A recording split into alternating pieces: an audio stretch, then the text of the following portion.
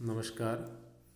आज की इस वीडियो में हम कक्षा एकादशी विषय जीव विज्ञान के अध्याय 7 का भाग 3, जिसका प्रकरण है पेशी ऊतक एवं तंत्रिका ऊतक, इसके बारे में हम अध्ययन करेंगे। पेशी ऊतक, जिसे मस्कुलर टिश्यूज भी कहते हैं, पेशी ऊतक अनेक लंबे बेलनाकार तंतुओं या फाइबर से बना होता है जो समानांतर पंक्ति में सजे रहते हैं, यानी एक धागे के साथ दूसरा धागा, तीसरा धागा, इस प्रकार एक क्रम जो होता है वो समानांतर पंक्ति के रूप में होता है। इस प्रकार सभी धागे, सभी तंतु आपस में सजे रहते हैं, जुड़े रहते हैं। ये तंतु कई सूक्ष्म तंतुकों से बने होते हैं, यानी ये धागेनुमा फाइबर जो होते हैं ये खुद और छोटे तंतुकों और छोटे फाइब्रिल्स से बने होते हैं, जिसे पेशी तंतु या मायोफाइब्रिल कहते हैं। पेशी कोशिकाओं को जो तंतु होते हैं पेशी कोशिकाओं के, उन्हें या जो पेशी तंतु होते हैं उन्हें मायोफाइब्रिल कहते हैं। समस्त पेशी तंतु समन्वित रूप से उद्दीपन के कारण संकुचित हो जाते हैं, यानी जितने भी पेशी तंतु हैं वो एक साथ एक उद्दीपन का रूप ग्रहण करके एक साथ संकुचित होते हैं और पुनः लंबा होकर अपनी असंकुचित अवस्था में आ जाते हैं। यानी जैसे ही उनको और उद्दीपन मिलता है, प्रेरण मिलता है और वो एक साथ एक्साइट होकर एक साथ कॉन्ट्रैक्शन की स्थिति में आ जाते हैं, संकुचित हो जाते हैं, और जैसे ही उद्दीपन समाप्त होता है वो तुरंत पुनः और असंकुचन की अवस्था यानी शिथिलन की अवस्था में आ जाते हैं।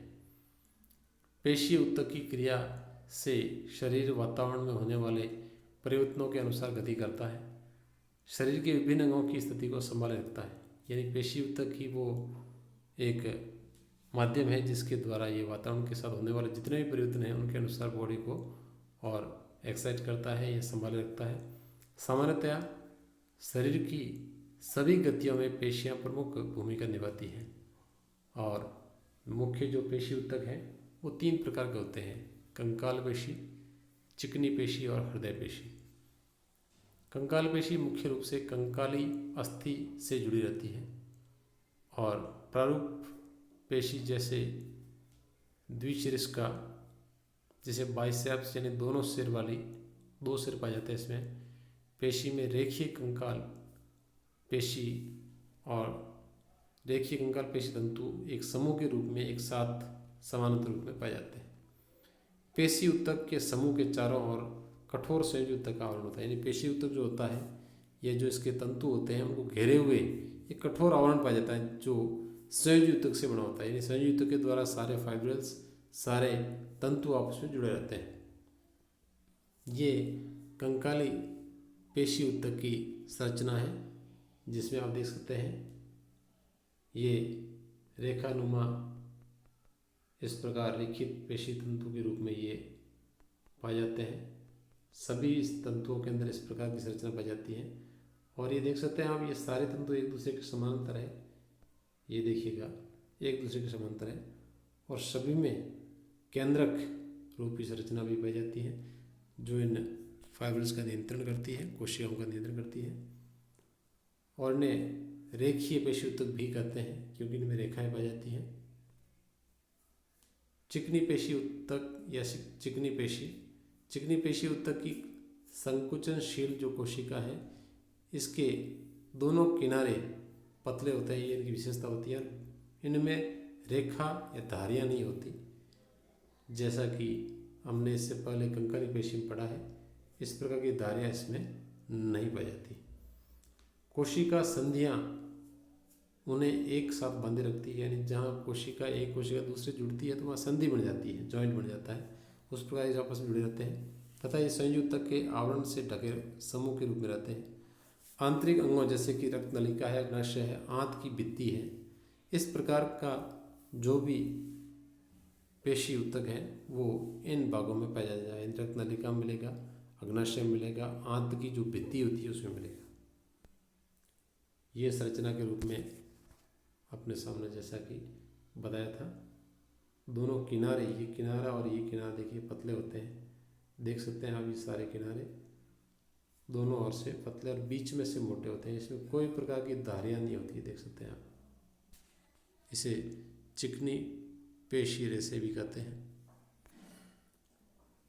चिकनी पेशी का संकुचन अनैच्छिक होता है, यानी बिना इच्छा के, यानी जैसे हमने भोजन ग्रहण कर लिया और उसके बाद उसका पाचन जो होता है वो अपने आप होता है, उसको हम रोक नहीं सकते, क्योंकि इनकी क्रियाविधि पर सीधा नियंत्रण नहीं होता। जैसा कि हम कंकाल पेशियों के बारे में कह सकते हैं, चिकनी पेशी को मात्र सोचने भर से हम संकुचित नहीं कर सकते, जैसा कि कंकाल पेशी में होता है वैसा इसमें नहीं होता। हृदय पेशी संकुचनशील ऊतक है जो केवल हृदय में पाई जाती है। हृदय पेशी की कोशिकाएं कोशिका संधियों द्वारा द्रव्य कला से एक रूप होकर चिपकी रहती है, यानी जो द्रव्य कला होती है, घेरे हुए मेम्ब्रेन होती है, उसके साथ ये चिपकी रहती है।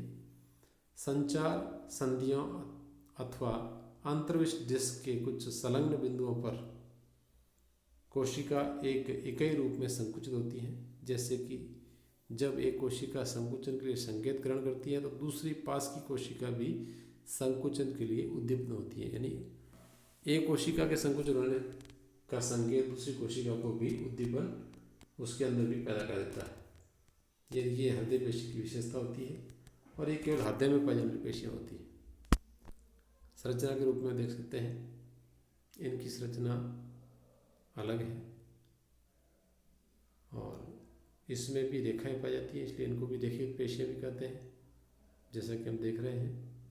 और इस संलग्न कोशिकाओं के बीच में संधि स्थल पाए जाते हैं, जैसे इसका और इसके बीच में ये संधि स्थल है, फिर इसके बीच में ये संधि स्थल हो गया, फिर इसके बीच में ये हो गया। इस प्रकार एक दूसरे के साथ ये जुड़ी रहती है संधि के रूप में, जॉइंट के रूप में।